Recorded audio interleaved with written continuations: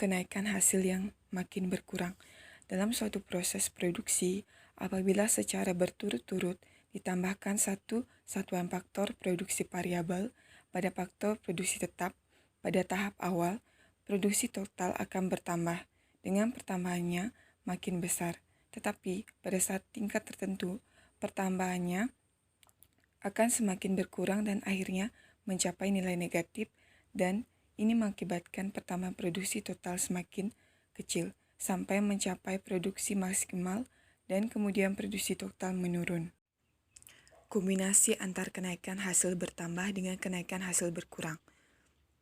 Secara umum dapat dikatakan apabila penggunaan faktor produksi variabel relatif masih sedikit dipergunakan dibandingkan dengan penggunaan faktor produksi tetapnya, akan terjadi kenaikan hasil bertambah, dan sebaliknya bila penggunaan faktor produksi variabel relatif lebih besar dibandingkan dengan faktor produksi tetapnya, akan terjadi kenaikan hasil berkurang.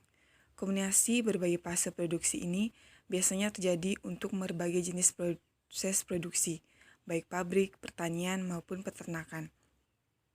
Karena terjadi secara umum, maka terbentuknya apa yang dinamakan dengan hukum kenaikan hasil yang semakin berkurang. Faktor produksi. Faktor produksi adalah segala sesuatu atau sumber-sumber yang digunakan dalam suatu proses produksi untuk menghasilkan barang dan jasa secara terus-menerus. Faktor produksi utama yaitu lahan, modal kerja, dan kewirausahaan. Faktor produksi tetap yaitu faktor produksi yang bersifat tidak habis dipakai dalam satu periode produksi serta relatif tidak dipengaruhi oleh jumlah produksi yang dihasilkan. Contohnya, kandang, peralatan tahan lama, kendaraan, mesin, pelet, dan lain-lain.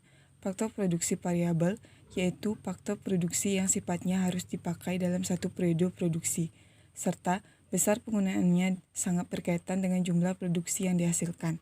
Contohnya, pakan, bahan bakar, dan lain-lain. Itulah hasil presentasi kami, saya ucapkan terima kasih.